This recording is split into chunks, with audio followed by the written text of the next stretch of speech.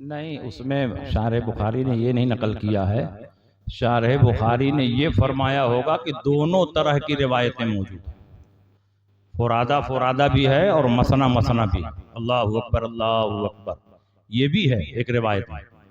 اور حضرت بلال حبشی اور حضرت ابن ام مکتوم یہ وہ مؤذن ہیں کہ حضور صلی اللہ علیہ وسلم کی زندگی میں اخیر تک یہ اذان دیتے رہے. یہ وہ مؤذن ہیں کہ حضور کی زندگی میں اخیر تک یہ اذان دیتے رہے. اور ابن مکتوم کی روایت میں اور بلال حبشی کی روایت میں مسنا ہے، فرادہ نہیں ہے. تو جب رسول پاک کی زندگی کے آخری لمحے تک یہ حضرات اذان دیتے رہے تو پہلے والوں کی روایت مقبول نہیں ہوگی، وہ روایت مقبول ہوگی کہ جس پر حضور علیہ السلام نے نماز پڑھائی اور اسی حال میں دنیا سے تشریف لے گئے. تو روایتیں دونوں ہیں، فرادہ کی بھی ہے اور مسنا کی بھی ہے. لیکن جن راویوں نے مسنا یعنی دو مرتبہ کلمات کہے جائیں اس کی جو روایت کی ہے یہ وہ مؤذن ہے کہ اخیر دور تک حضور علیہ السلام کے مؤذن رہے.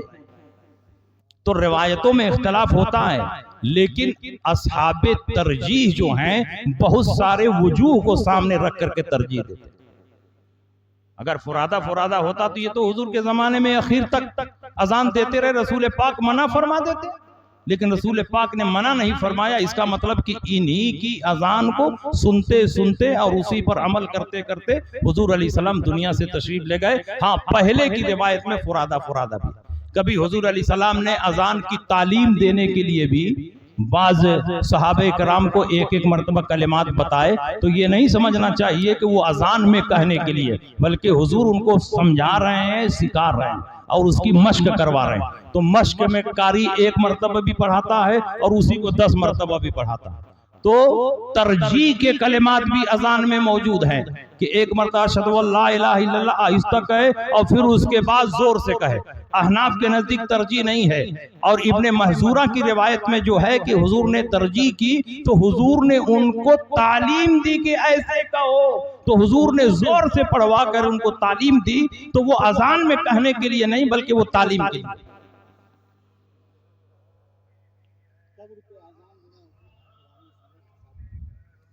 قبر پہ اذان دینا بھی حدیث سے ثابت ہے، کیونکہ نبی اکرم صلی اللہ تعالی علیہ وسلم نے ارشاد فرمایا لقنوا موتاکم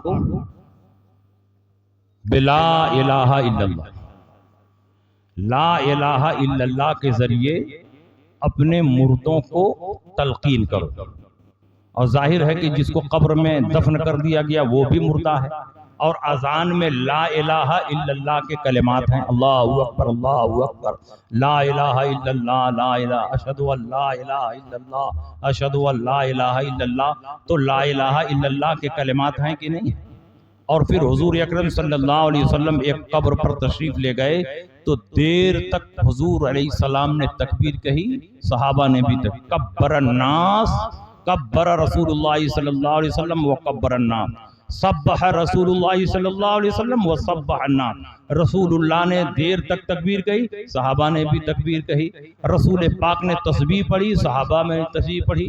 صحابہ نے پوچھا یا رسول اللہ لما سبحت وکبرت، کیوں آپ نے تکبیر کہی اور تسبیح پڑھی؟ تو حضور نے فرمایا لقد ضاق هذا القبر على هذا الرجل الصالح، اس نیک آدمی پر یہ قبر تنگ ہو رہی تھی، حتی فرج اللہ عنہ، میرے تکبیر کہنے سے اللہ نے اس کی قبر کو کشادہ.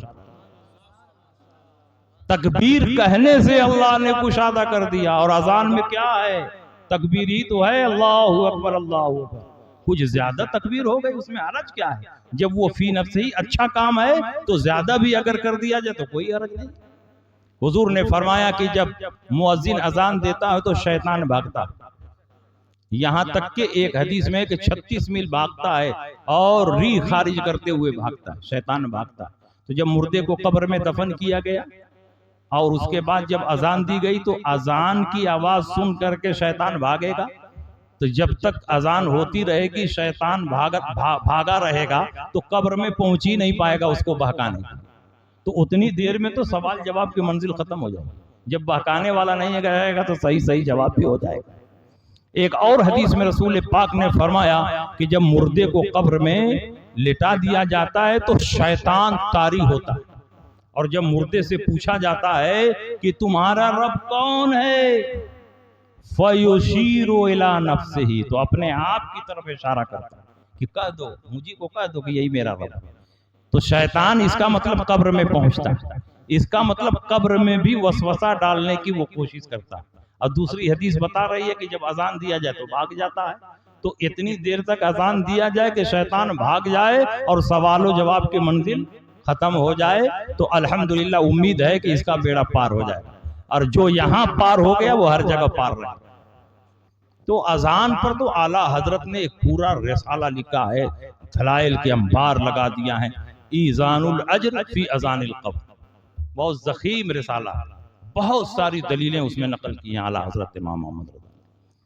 حضرت جیسے ہم سنیوں کے لیے نزدیوں کا پیسہ لے کر مسجد یا مدرسہ تعمیر کرنا کیسا ہے؟ اگر تعمیر ہو چکی ہے تو کیا اس مسجد کے اندر ہم نماز ادا کر سکتے ہیں یا اس مدرسے کے اندر ہم تعلیم حاصل کر سکتے ہیں یا نہیں؟ دیکھیے، نجدی ہوں، وہابی ہوں، دیوبندی ہوں، چکرالوی ہوں، رافضی ہوں، تبرعی ہوں، مودودی ہوں، یہ جتنے باطل فرقے ہیں، ان کا چندہ نہ مسجد میں لگانا چاہیے نہ مدرسے میں لگانا چاہیے، نہ ان سے چندہ مانگنا چاہیے، اس لیے کہ ان سے چندہ لے کر کے جب مسجد تعمیر کریں گے تو دھیرے دھیرے یہ آپ کے مسجد کمیٹی میں گھسنے کی کوشش کریں گے، اور جب مسجد کمیٹی میں گھسیں گے تو امام پر پابندی لگائیں گے کہ جمعہ میں اصلاحی بیان ہو، کسی وہابی دیوبندی کا نام نہ لیا جائے، کسی کا رد نہ کیا جائے، کسی کو کافر نہ کہا جائے، تو بے شمار پابندیاں لگا کر کے اپنے باطل عقیدے کو چھپانے کی کوشش کریں گے اور امام کی زبان پر پابندی لگائیں گے، بلکہ یہاں تک کہ اگر موقع ملے گا تو اپنا امام بھی کھڑا کر دیں گے، اپنا حافظ بھی کھڑا کر دیں گے اور انہی کے پیچھے نماز پڑھوانے لگیں گے، اور کچھ دنوں کے بعد ایسا ماحول بنا دیں گے کہ پوری مسجد آپ کے ہاتھ سے نکل جائے۔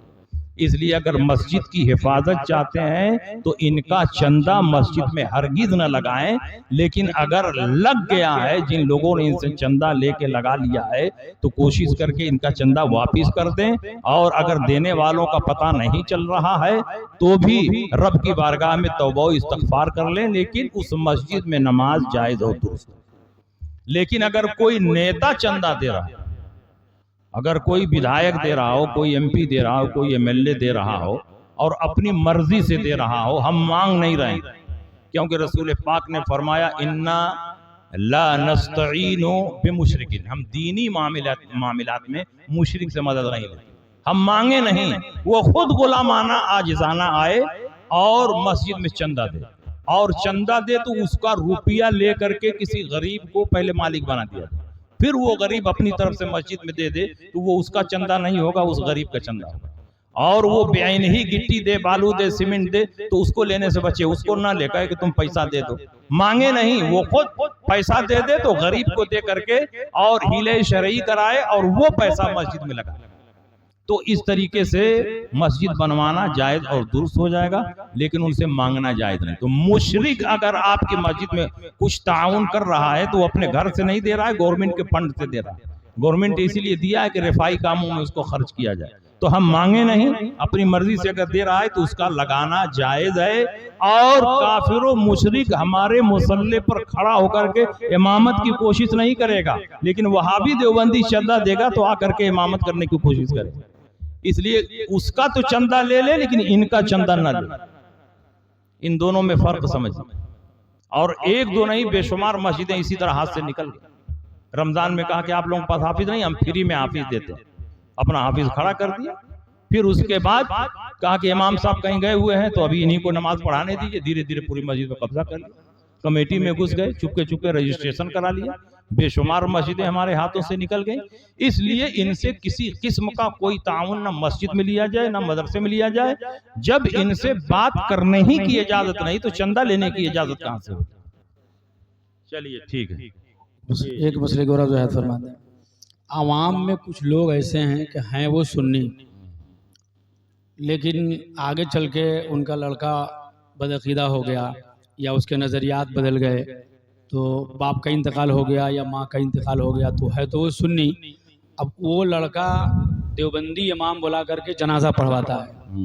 اب عوام یہ سمجھتی ہے کہ مرنے والا تو سنی ہی نہ تھا، ہمارا بھائی تھا، پٹیدار تھا، گاؤں کا تھا، تو امام صاحب جنازہ پڑھے نہ پڑھے ہم اس کے پیچھے پڑھ لیں گے. جو لوگ دیوبندی کے پیچھے جنازہ پڑھ لیتے ہیں یہ سوچ کر کہ وہ تو سنی ہی نہ تھا جو مرا ہے، اس کے بارے میں کیا حکم ہے؟ جو مرا ہے، جو میت ہے وہ سنی ہے، لیکن نماز پڑھانے والا اگر بد مذہب ہے تو اس کے پیچھے نماز جائز نہیں، اور پڑھنے کی وجہ سے یہ گناہگار بھی ہوگا. چاہے یہ مرنے والا اپنا بیٹا ہو، باپ ہو، بھائی ہو، کوئی بھی ہو. لیکن وہابی دیوبندی کی اقتدا میں نہ مسجد کی نماز جائز ہے اور نہ ہی نماز جنازہ جائز ہے. کوئی بھی نماز اس کے پیچھے جائز نہیں ہے. اس لیے یہ نہ سوچے کہ مرنے والا تو سنی تھا اور نماز پڑھانے والا وہابی ہے تو اس میں فرق نہیں پڑتا. اقتدا تو وہابی کی کر رہا ہے، اور بد مذہبوں کی اقتدا ناجائز و حرام ہے. 5 وقتہ نماز میں بھی، جمعہ میں بھی، اور نماز جنازہ میں بھی، کسی بھی نماز میں ان کی اقتدا جائز نہیں. اس لیے کوشش کر کے سنی صحیح العقیدہ امام کو کھڑا کر. جب جنازہ سنی ہے تو پھر وہابی امام کیوں آ رہا ہے؟ سنی امام آئے گا، وہ نماز پڑھائے گا. اور کیونکہ وہابیوں کے پیچھے تو ہم لوگوں کی نماز نہیں ہوتی ہے، لیکن ہم لوگوں کے پیچھے یہی لوگ کہتے ہیں کہ ہماری نماز ہو جاتی ہے. اس لیے کہ ہم بریلویوں کو کافر نہیں کہتے. تو کافر کیوں کہو گے؟ جب ہم نے کفر ہی نہیں کیا ہے تو کافر کہو گے کیسے؟ تو جب بریلوی پڑھائے گا تو اس کے پیچھے تو سب کی ہو جائے گی. تم ہی کہتے ہو کہ ہماری ہو جاتی ہے، تو وہی پڑھائے جس کے پیچھے سب کی ہو جاتی ہے. تمہارے پیچھے ہماری نہیں ہوتی ہے، تو کیوں ایسے آدمی کو کھڑا کیا جائے کہ جس کے پیچھے ہماری نہ ہو؟ جب میت ہماری ہے، جنازہ ہمارا ہے، تو امام بھی ہمارا ہی رہے گا. اور اگر کسی وجہ سے وہابی دیوبندی آ گیا جنازہ پڑھنے کے لیے، تو جتنے لوگ نماز جنازہ پڑھیں گے سب گناہگار ہوں گے. سب پر توبہ اور استغفار لازم اور ضروری. چلیے ٹھیک ہے، صلاۃ و سلام پڑھیے.